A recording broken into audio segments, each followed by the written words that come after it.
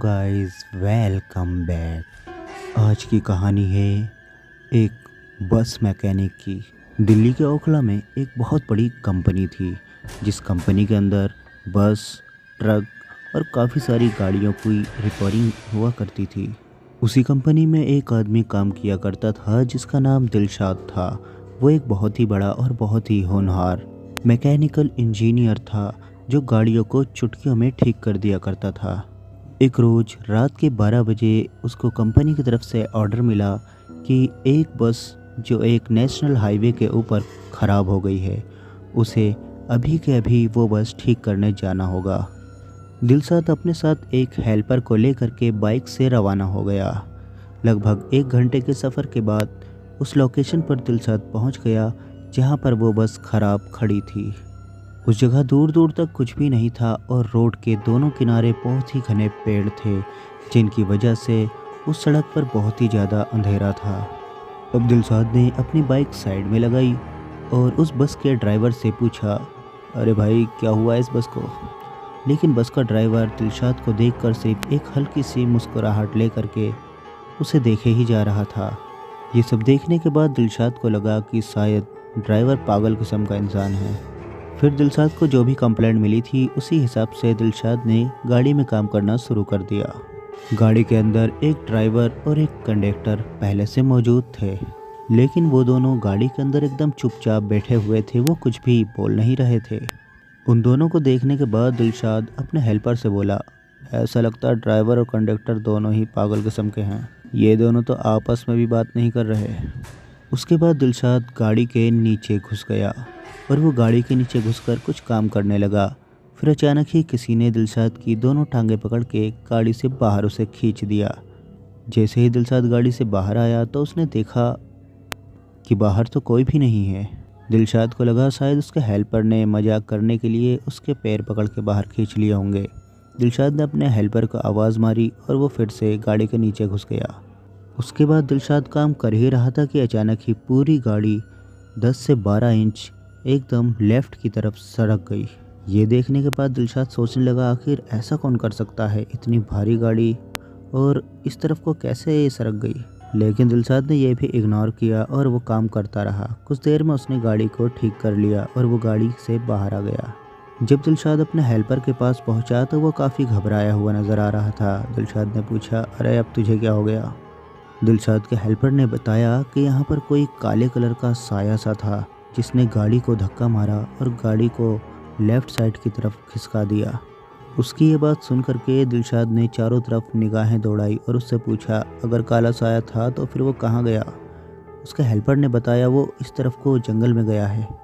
फिर दिलशाद कुछ देर तक उस तरफ देखने लगा। उसके बाद बोला, बस तो ठीक हो चुकी है, एक बार इसे चेक कर लेते हैं, उसके बाद फिर हम दोनों भी यहाँ से रवाना हो जाएंगे। तुम एक काम करो कि तुम बाइक को लेकर के बस के पीछे पीछे आओ और मैं बस को स्टार्ट करके कुछ दूर तक चला के देखता हूँ।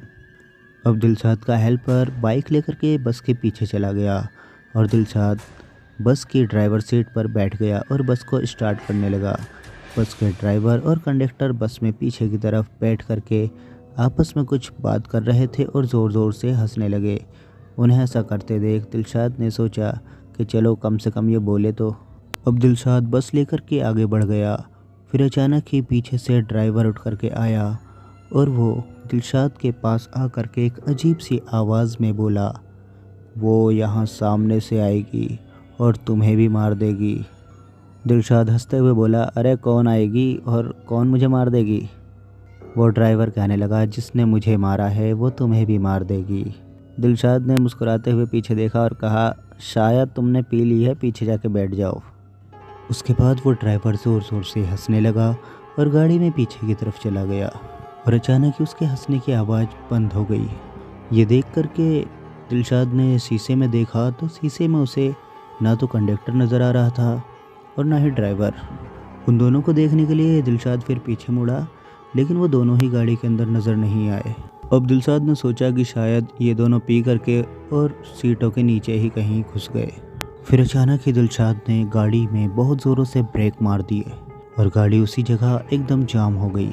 ड्राइवर ने अपने सामने देखा तो एक औरत खड़ी थी जो कि काले कलर की साड़ी में उसे देखे जा रही थी और उसे देखते ही देखते वो औरत धीरे धीरे हवा में उड़ने लगी और उड़ते हुए उस बस की तरफ बढ़ने लगी। अब दिलशाद समझ चुका था ये कोई आत्मा है, इसलिए उसने गाड़ी को दोबारा से स्टार्ट किया और ज़्यादा तेज़ रफ्तार से उस गाड़ी को वहाँ से निकालने की कोशिश करने लगा। लेकिन फिर अचानक ही गाड़ी के अंदर इतनी ज़ोरों से एक टक्कर लगी जिसकी वजह से वो गाड़ी डिसबैलेंस हो गई और गाड़ी सड़क से नीचे उतरते उतरते बच गई। किसी तरह दिलशाद ने उस गाड़ी को कंट्रोल कर लिया और वो वहाँ से बस निकलने के बारे में ही अब सोचने लगा। उसने साइड मिरर में पीछे अपने आते हुए हेल्पर को देखा तो वो काफ़ी ज़्यादा पीछे नज़र आ रहा था। अब दिलशाद गाड़ी चला ही रहा था कि अचानक ही उसकी नज़र अपने बगल में पड़ी। उसके बगल में वही औरत खड़ी हुई थी। जैसे ही दिलशाद ने उस औरत की शक्ल को देखा तो वो बहुत ही ज़्यादा खौफनाक और डरावनी शक्ल थी, जिसे देखकर दिलशाद काफ़ी ज़्यादा डर गया और उसने तुरंत ही बस को ब्रेक लगा दिए। उसने तुरंत ही अपने साइड वाला दरवाज़ा खोला और वो बाहर निकलने ही वाला था कि अंदर से उस चुड़ैल ने दिलशाद को बहुत ज़ोरों से सड़क पर फेंक दिया, जिसकी वजह से छोटी मोटी कुछ चोट भी दिलशाद को आ गई थी। लेकिन फिर अचानक ही दिलशाद ने देखा गाड़ी के दूसरी ओर से पायलों की बहुत ज़ोरों से छम छम करने की आवाज़ आ रही थी और धीरे धीरे डरते हुए दिलशाद उठ कर के खड़ा हो गया और वहाँ से अब उसने पैदल ही भागने के बारे में सोचा। जैसे ही दिलशाद वहाँ से पैदल भागा तो उसके पीछे पीछे वो औरत भी बहुत ज़ोरों से दौड़ पड़ी। वो औरत दिलशाद के काफ़ी करीब आ गई थी, जिसकी वजह से ज़ोर ज़ोर से दिलशाद चिल्लाने लगा कि अचानक ही पीछे से उसका हेल्पर बाइक लेकर के आ गया और उसके हेल्पर ने उस औरत को देखा तो वो भी बहुत ज़्यादा डर गया और वो दिलशाद से काफ़ी आगे बाइक लेकर के निकल गया और आगे ले जाकर उसने बाइक रोक दी। भागते हुए दिलशाद भी आकर के किसी तरह बाइक पर बैठ गया, लेकिन अब जब उसने अपने पीछे देखा तो वो औरत उसके पीछे नहीं थी। फिर वो दोनों बाइक से वहाँ से काफ़ी आगे निकल गए।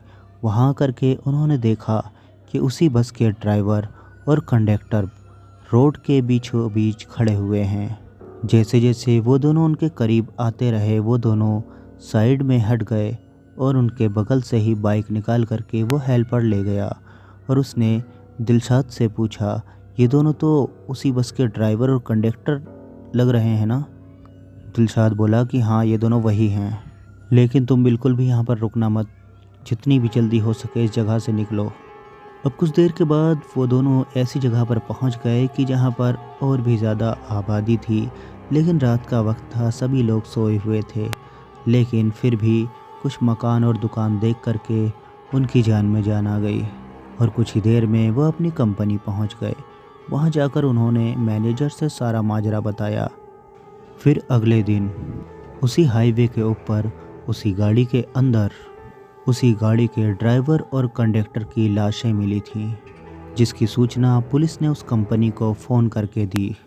उसके बाद पुलिस वाले दिलशाद और उसके हेल्पर को पकड़ के ले गए उनसे पूछताछ करने के लिए, क्योंकि पुलिस का शक था कि कहीं ऐसा तो नहीं रात के वक्त ये दोनों यहाँ पर आए और इन दोनों से लड़ाई हो गई हो, जिसके चक्कर में इन्होंने ड्राइवर और कंडक्टर दोनों को ही मारकर बस में छुपा दिया हो। लेकिन फिर 6 महीने बाद पोस्टमार्टम की रिपोर्ट और पुलिस के द्वारा वहाँ सारी जांच पड़ताल करने के बाद और दिलशाद का बयान लेने के बाद यही साबित हुआ कि वो दोनों उस मर्डर में शामिल नहीं हैं और इन दोनों की ही मौत बहुत ज़्यादा डरने की वजह से हुई है। दिलशाद और उसका हेल्पर भी इस घटना से बहुत ही ज़्यादा डर चुके थे। इस वजह से उनका भी इलाज काफ़ी दिन तक चला और काफ़ी साल तक वो दोनों भी इस घटना को नहीं भूल पाए। कहते हैं कि आज भी उस हाईवे के ऊपर रात के अंधेरे में अगर कोई गाड़ी लेकर के गुज़रता है तो उस गाड़ी में एक बहुत ही ज़ोरदार टक्कर लगती है, जिसकी वजह से कुछ गाड़ियां तो पलट जाती हैं और कुछ गाड़ियां वहां से डिसबैलेंस होकर भी निकल जाती हैं। काफ़ी लोग बताते हैं कि हाईवे पर पहुंचते ही किसी औरत के बहुत ज़ोरों से चीखने चिल्लाने की आवाज़ें आती हैं और कुछ लोगों के हंसने की आवाज़ें आती हैं। कभी कभी तो ऐसा लगता है जैसे कि कोई गाड़ी के पीछे बहुत ही ज़ोरों से दौड़ रहा हो। इस वजह से उस हाईवे पर अब कुछ अनजान लोग ही बस निकलते हैं और जो भी उस हाईवे के बारे में जानता है वो बिल्कुल भी उस तरफ से रात के वक्त नहीं गुज़रता। कुछ लोग तो दोपहर के वक्त भी उस जगह से नहीं गुज़रते। और ये कहानी यहीं समाप्त हो जाती है। Thanks for watching. Bye bye.